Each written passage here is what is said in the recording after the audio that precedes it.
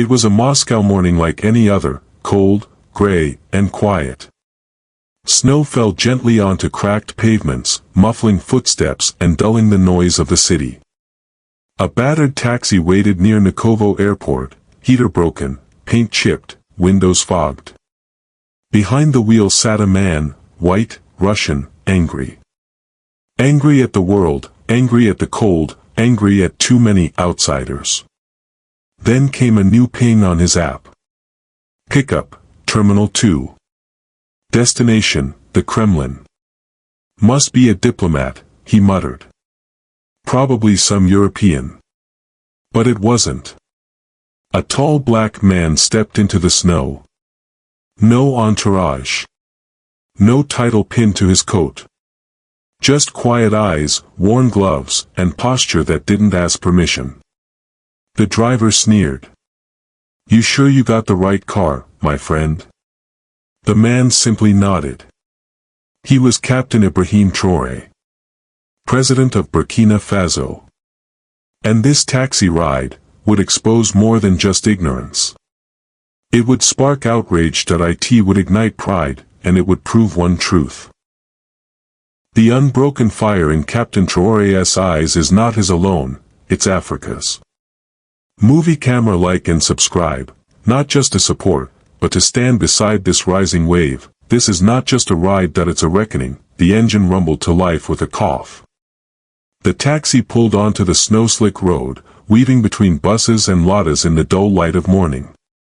The driver turned up the radio without asking, Russian rock, loud and coarse. The air inside the car grew dense, thick with heat and quiet contempt. The man in the back said nothing.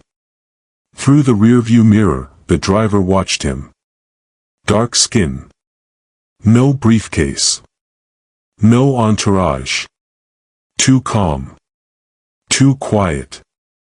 "You people always come here looking for something," the driver muttered. Still, silence. The driver chuckled to himself. "Looking for gold, yeah. We've got no gold here, my friend. Only cold." Captain Ibrahim Traoré looked out the window, unbothered. The white skyline blurred past. He'd faced worse, far worse, than a bitter man in a rusted cab. But the driver grew braver. "Think just because you wear long coat, you're someone important," he sneered. "You all want the Kremlin. You think you matter." The cab hit a pothole hard. Deliberate. The rear jolted, but Traoré's posture never broke. He merely said, calm and measured, "Please slow down. The roads are icy." The driver snapped. "Don't tell me how to drive. You think this is your country?" And yet, not once did Traoré raise his voice. Not once did he defend himself. Because this wasn't the first insult. Not the first assumption. And it wouldn't be the last. But it was the last time this man would ever forget who sat behind him. 20 minutes passed. The city opened into wide boulevards. Snow grew heavier. The taxi approached the Kremlin gates, now flanked with guards in heavy coats and steel eyes. Then, everything shifted. One guard stepped forward, hand raised. Another spoke into a radio. The taxi slowed, unsure. The driver frowned, nervous now. "What's going on?" he muttered. "Why are they?" The man in the back didn't speak. He didn't have to. Suddenly, one of the guards shouted, "Target vehicle confirmed. Proceed." The taxi stopped. Doors opened. Security moved, fast, focused, precise. The driver's mouth dropped. "Wait, he's really going in there? Who are you?" And then came the mistake. The driver turned, his fear masked in rage. "You tricked me," he barked. "You think you're better than me?" His hand reached back. He grabbed Traoré by the collar. That was it. That single act stopped time. Radios lit up. He's grabbed the president. Repeat, contact with the head of state. Guards sprinted. The rear door flew open. The driver was ripped from his seat and slammed onto the cold pavement, a boot crushing his chest. Guns drawn. Orders barked in Russian. One soldier screamed, "You laid hands on the president of Burkina Faso. Are you mad?" The driver's face turned ashen. "President? No, I didn't know." Traore stepped out. Slowly. Gracefully. As snow dusted his shoulders, he adjusted his coat with dignity untouched. He looked at the man now pinned in the snow. And said, without fury, without noise. "Sometimes it takes a hand on your throat to reveal the real you." Then, without another word, he turned and walked toward the Kremlin gates. The wind howled. The flags flapped. But the silence behind him was deafening. What that driver saw in that moment wasn't just a president walking away. He saw the unbroken fire in Traore's eyes. A fire that belonged not to one man, but to millions. A fire the world could no longer ignore. The moment the Kremlin doors shut behind him, the hush inside swallowed the last of the Moscow wind. Captain Ibrahim Traoré did not speak. He didn't glance back. He walked with purpose, past marble columns, past the portraits of old Tsars and war heroes, guided by silence and two Russian guards who had no idea how to speak to a man who'd just been assaulted on their soil. Yet refused to demand anything. Traoré didn't need to demand. His very presence was enough. In a high-security control room beneath the East Wing, President Vladimir Putin had already seen the footage. The whole scene, captured by a rear-view surveillance cam installed in the taxi without the driver's knowledge, played on loop. No sound. Just cold images, the sneer, the grab, the boots in the snow. Putin didn't blink. He simply said, "Bring me a full report." That man will never drive a meter in Moscow again. Not as a free man. Moments later, Traoré entered the Kremlin's private chamber. No fanfare.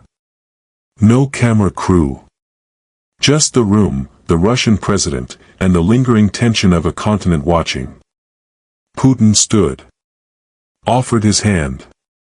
"Mr. President," he began, "Russia deeply regrets what happened. What that man did, is not who we are." Traoré took the hand. Firm grip. Calm nod. "It is not the first time I've been misjudged," he said. "But it may be the last time he does it to anyone." Putin cracked the faintest smile, part respect, part disbelief. This was not a man who needed drama to dominate a room. He carried his message without fire, yet it burned. They sat.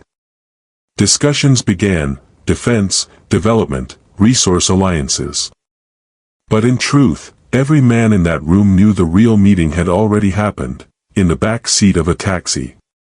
Downstairs, Russian intelligence agents finished processing the driver. He wept. He begged.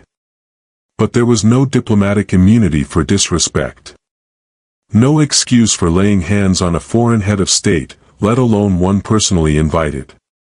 Outside, the story had already escaped the walls of power. A Kremlin staffer had leaked the security footage, just 10 seconds of grainy video, the grab, the scuffle, the guards swarming in. No context. No names.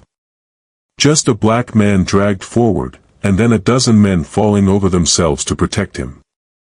It exploded. On Russian Telegram, who was the African in the Kremlin car? On African Twitter. They disrespected our lion. In Burkina Faso, the footage hit the state broadcaster within hours. Then village radios. Then city billboards. Every angle, every frame. The quiet posture. The hand on his collar. The stillness after violence. People didn't see a victim. They saw restraint, strength, dignity. And above all, they saw themselves. He had not fought back with fists. He had fought back by not lowering himself to anger. At a cafe in Dakar, a man wept. He carried the insult of all of us and never blinked.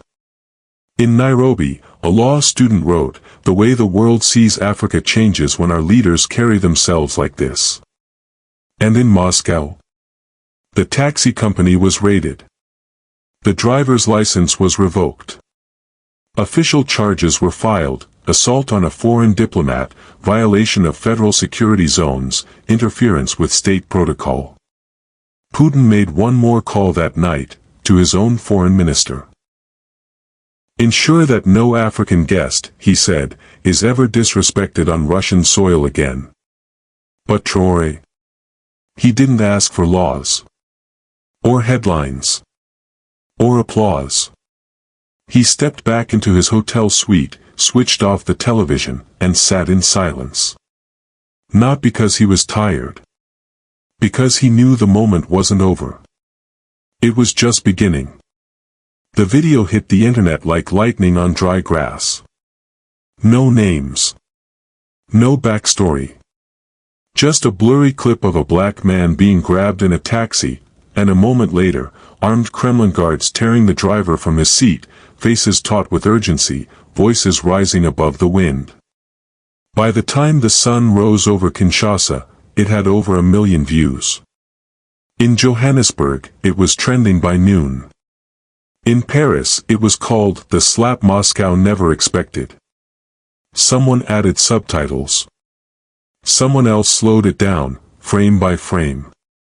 A third added music, a soft orchestral swell rising just as Traore stepped out of the taxi, brushed snow from his coat, and stared down the man who had insulted him. It was no longer just security footage. It was symbolism. In Ouagadougou, the national broadcaster looped the video with commentary. On street corners, people crowded around TV sets. They didn't see humiliation. They saw composure under pressure, the image of a continent learning to stand without flinching. One teenager whispered to her friend, he didn't even raise his voice. In Lagos, a viral tweet read, "They thought he was just another African," then the Kremlin saluted. In Accra, murals began to appear. Captain Ibrahim Traoré walking away from the taxi, calm, powerful, silent. Below, a quote in bold paint. "The lion does not need to roar to be feared." Even in Moscow, the story refused to die. Russian citizens began debating on national forums. Was the taxi driver a racist? Or just a fool with bad luck? Some expressed shame. Others posted public apologies. "To President Traoré and the people of Africa, we are sorry." But in Africa, this wasn't just about a man in a taxi. It was about how easily respect is withdrawn when power isn't worn on the outside. It was about how dignity must not be earned, it must be recognized. On university campuses in Senegal, Ghana, Ethiopia, students marched with signs that read, "Respect is not negotiable." Hands off Africa. Traoré showed us how to walk with silence and win. In South Africa, a professor lecturing on decolonization paused her class, played the footage, and said, "Watch how he teaches the world with silence." Meanwhile, Captain Traoré said nothing. No tweet. No press release. He let the moment breathe. Let the internet speak first. And it did. The hashtags grew louder. Hashtag he was the president, hashtag respect African leaders, hashtag Traoré in Moscow, hashtag dignity has no accent. Back in Burkina Faso, in the quiet town where Traoré was born, a retired teacher watched the clip over and over on her old phone. Tears welled in her eyes. That boy, she whispered, was always quiet. But never weak. Then, 2 days after the incident, just as the momentum risked fading, an announcement appeared. Captain Ibrahim Traoré would speak. Not from behind Kremlin walls. Not in front of gold curtains or military flags. He would speak from outside the Burkina Faso embassy, on a simple wooden platform, with only 2 microphones and 100 African students waiting in the Moscow snow. No press handlers. No rehearsed statements. Just presence. When he stepped into the night air, still wearing the same dark coat from the taxi ride, the crowd hushed. He looked out. Snow fell again. And then, softly, he began. Many have asked why I stayed calm, why I didn't shout, why I didn't demand justice there, in the moment. He paused. Because I don't need to roar to be heard, the lion knows who he is, even in silence. The crowd erupted. And with that, the world turned its eyes once again, not to what was said to him, but how he responded. With grace. With dignity. With the unbroken fire in his eyes. The next morning, something unusual happened in Nairobi. A group of university students gathered in front of the Ministry of Foreign Affairs, not with anger, not with signs of protest, but with flowers. White lilies and folded notes. Each one addressed not to a government official, but to Captain Ibrahim Traoré. They laid them on the steps, one by one, under a cardboard sign that read, "We see you. And we stand with you." The guard on duty didn't stop them. He saluted. In Lagos, a renowned Afrobeats artist paused his concert and played the Kremlin footage on a giant screen behind him. No words. Just the silence of the moment Traoré stepped out of the taxi, dignified, powerful, calm. When the clip ended, the stadium erupted. Phones lit up like stars. A single phrase trended within minutes. He didn't flinch. So we won't either. In Bamako, the mayor declared a city mural project called The Silent Lion, commissioning young artists to paint scenes of African strength. Not with clenched fists, but with lifted chins, calm posture, and unbreakable eyes. And in Ouagadougou, something deeper was unfolding. Traoré had returned home quietly, without ceremony. But his impact echoed far beyond the airport tarmac. He didn't address the press. He didn't hold rallies. He simply asked for one meeting. An emergency virtual summit with African youth leaders. It wasn't televised. It wasn't even officially recorded. But word leaked quickly. The captain appeared on screen from a plain wooden desk. No podium. No uniform. Just a man speaking to the future of his continent. Brothers, sisters, he said, this is not just about what happened to me. This is about what continues to happen to our dignity, in taxis, in airports, in global boardrooms. We must not beg for respect. We must embody it. One student from Sierra Leone asked, "Captain, what do we do now?" Traoré leaned in. His voice was steady. "We walk taller that we speak truer. And we stop waiting for permission to lead." In the hours that followed, a quiet movement began to bloom. Youth organizations across Africa launched their own dignity walks, gatherings in silence through streets and campuses. No shouting. Just banners with Traoré's quote, "The lion knows who he is, even in silence." Social media platforms flooded with posts, African doctors, engineers, students, farmers, all holding handwritten signs with one phrase. "I am not invisible." Even African diplomats began to shift. At a UN meeting in Geneva, the ambassador of Namibia opened his remarks with an unplanned statement. "If our presidents are still judged by their skin before their title, then sovereignty is still unfinished." The room fell silent. But perhaps the most unexpected moment came from Addis Ababa. The African Union, long criticized for silence, released a brief but pointed statement.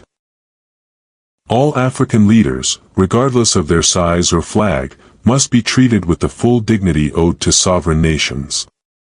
The statement was diplomatic, measured, but it broke their silence. And that silence had been louder than any insult. That night, in a quiet neighborhood in Khartoum, a grandmother watching the footage on her old TV turned to her grandson and said, "Do you see how he didn't move, even when grabbed? That's how trees survive storms. They stand." Across the continent, in the eyes of the people, Traore had not just endured. He had elevated. He didn't clap back. He didn't demand blood. He showed Africa what restraint looks like when dignity leads. And the world was still watching. Because the story had stopped being about one man. It had become a mirror, held up to every African who had ever been overlooked, talked down to, or told to wait their turn. Now, the continent had responded. But the next question lingered like the quiet before a storm. Would the world change? Or just wait for the next mistake? 3 days after Traore's return to Burkina Faso, the footage reached Washington. Not through news networks, but via encrypted diplomatic briefings. The State Department had flagged it sensitive. The president's intelligence advisor used one word to describe the moment the taxi driver grabbed Traore's collar. Unrecoverable. Because this wasn't a riot, this wasn't a war zone, that it was a private visit to an allied capital, and the leader of one of Africa's most promising nations had been handled like baggage. At the UN Security Council in New York, the representative from Brazil broke protocol. "Mr. President," he said, glancing at the Russian delegate, "we watched the footage. If that had been the Prime Minister of Canada, this room would already be burning." The Russian diplomat said nothing. Because even Moscow had begun to retreat from its silence. In a rare televised statement, President Vladimir Putin addressed the Russian public. Not with excuses, but with unflinching words. The treatment of Captain Ibrahim Traoré was not only unacceptable. It was a disgrace, not to Burkina Faso, but to us. To Russia. The statement sent shockwaves. He continued. "We are a nation of pride. But pride without respect becomes a mask. And that mask must fall. This is not about race, this is about protocol, and the protocol is clear: you do not lay hands on a guest of state. Ever." The Kremlin ordered a full audit of civilian services interacting with foreign envoys. Taxi unions across Moscow were briefed. And the driver? Detained. Publicly. Quietly. Permanently. But Putin's final line mattered more than anything else. Ibrahim Traoré is not a guest, that he is a partner, that he is a president, and Russia will never forget that again. The speech aired across Russian channels with full translation into French and Diola. In Africa, the moment was replayed like a long-awaited verdict. At a café in Dakar, a man watching on his cracked tablet clapped once, then whispered. The world blinked. But Traoré didn't. And the world had indeed blinked. France, long entangled in African politics, issued a carefully worded statement of solidarity. Not with Moscow. Not even with the AU. But with all leaders who carry themselves with dignity, regardless of origin. Germany followed suit. So did Canada. But it wasn't governments who spoke the loudest. It was the people. In Brazil, Afro-descendant communities organized marches of silence, groups walking barefoot through city centers, carrying signs that read, "Dignity is not a luxury." In the U.S., black veterans held a vigil in Washington, D.C., under a banner that said, "Traoré stood still so we could move forward." Meanwhile, Traoré himself remained out of the spotlight. No interviews. No press. Just a single update posted on the official Burkina Faso government page. We heard the world that we forgive the mistake. We remain unshaken. It went viral. Not because it was bold, but because it was quiet. The kind of quiet that unnerves those who expect anger, the kind that signals not weakness, but readiness. In London, a British MP of Ghanaian descent stood before Parliament and said, "We must examine why a black president must be saluted to be respected." The room shifted. Uncomfortable. Exposed. But it was too late to close the curtain. The reckoning had arrived. And through it all, Traore became more than a man, that he became a moment. A moment that whispered across embassies, lecture halls, streets, and homes. Africa is not asking for respect, that it is reclaiming it. And yet, something deeper stirred beneath the headlines. A final act. Still unwritten. Because while the world apologized, admired, and reposted, one continent was preparing for more than state. The whole of Burkina Faso, and far beyond, waited for one voice. Captain Ibrahim Traoré stood at the podium in the Place de la Révolution, wearing no medals, no sash, no golden epaulets. Only his coat. The same coat he wore in that Moscow taxi. Behind him, a single flag fluttered, red, green, and gold. The air was thick with heat and hope. He looked out over the sea of faces, young and old, farmers and teachers, children with paint still on their fingers from drawing his picture. Then he spoke. When a lion is quiet, the world forgets he has teeth. When Africa is quiet, the world forgets we have power. The crowd fell silent. Even the wind seemed to pause. They grabbed my collar, he continued, his voice steady, but they didn't just grab a man. They grabbed the memory of Patrice Lumumba. The courage of Thomas Sankara. The defiance of Nkrumah. They grabbed every dream this continent has buried under foreign boots. Murmurs rippled through the crowd. Some wept. But I tell you now, Africa is not a victim. Africa is not begging. Africa is waking up. Applause erupted. He raised his hand for silence. Dignity, he said, is not given in handshakes. It is lived, defended, and passed on. Then he did something unexpected. He stepped down from the podium, walked to the edge of the platform, and looked directly into the camera broadcasting live across the continent. If you are watching this from Lagos or Kigali, from Cairo or Cape Town, this message is for you. If you've ever been overlooked because of your accent, your skin, your passport. If you've ever been told to wait your turn, or bow your head. If you've ever felt invisible in your own story. Stand up. He paused. The silence was electric. Because the world will not respect Africa, until Africa respects Africa.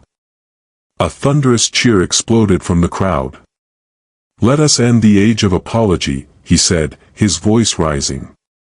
Let us write a new chapter, not with rage, but with resolve. And then, with the eyes of the continent watching, Traoré spoke the final line, not like a speech, but like a promise etched into stone. The unbroken fire in Captain Traoré's eyes was never mine alone, that it is yours, that it is Africa's, and it will never go out again. As the crowd roared, candles were lit from Dakar to Dar es Salaam. In Johannesburg, children painted his silhouette beside a roaring lion. In Morocco, a grandmother kissed her grandchild's forehead and whispered, "You were born in the era of awakening." The next morning, hashtags changed. Hashtag Traore did no Traore, hashtag but Africa heard him, hashtag the awakening. He didn't ask for a revolution. But he sparked one. Not in blood. In dignity. Not in fire. In silence. And across borders, from deserts to rainforests, from cities to islands, the people of Africa no longer asked to be seen. They stood. And the world, for once, could not look away. If you believe a small nation can stand tall against empires, if you believe Africa deserves to write its own destiny, if you've seen the unbroken fire in Captain Traoré's eyes, like this video and subscribe to the channel, not just to support, but to stand with us. Stand with the wave of awakening, a wave of pride, of purpose, of a new African spirit rising.